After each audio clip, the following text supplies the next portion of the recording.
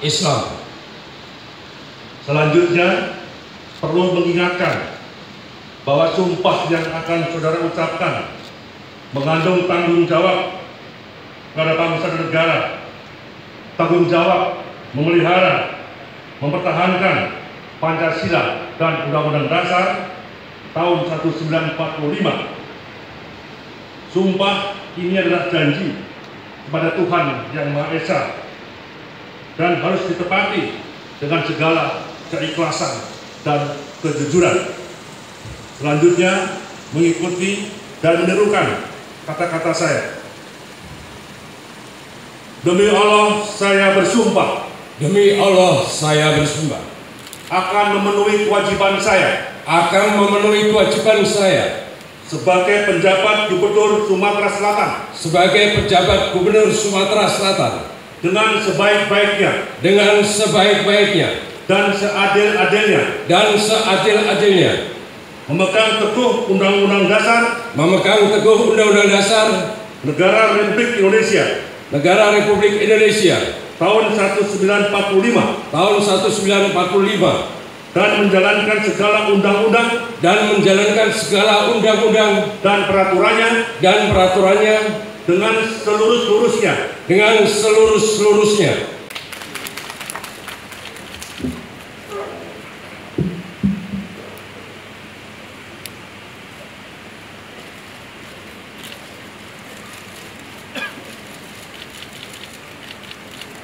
Sejenak.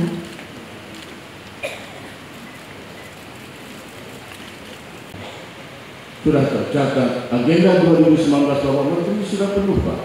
5 kejuaraan dunia, 1 kejuaraan Asia Pasifik 2020 insya Allah. MotoGP pertama di Indonesia main di Jakarta. Itu tentunya barangkali sebagian besar tugas dari gubernur yang baru. Oleh karena itu saya mengharapkan nanti kepada seluruh SKPD dukung penjabat gubernur dan selanjutnya nanti dukung gubernur baru definitif. Bapak Ibu hadirin sekalian, tapi sebagai manusia tentu tidak sempurna.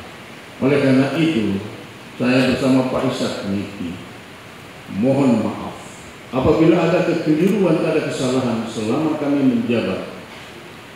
Mohon maaf apabila ada kata-kata yang salah, tindakan yang tidak berkenan. Program strategis pemerintah pusat yang ada di Sumatera Selatan sampai di tingkat desa, termasuk mempersiapkan juga apa-apa yang menjadi janji politik gubernur terpilih yang nanti akan dilantik juga bisa dipersiapkan, diakomodasikan. Mungkin ada perubahan anggaran dengan Dewan, melakukan komunikasi dengan baik dalam rangka menjaga stabilitas daerah untuk persiapan berbagai program-program nasional di Sumatera Selatan, khususnya memasuki Pileg dan Pilpres. Akan memasuki tahap terakhir, tahap konsolidasi demokrasi dalam rangka untuk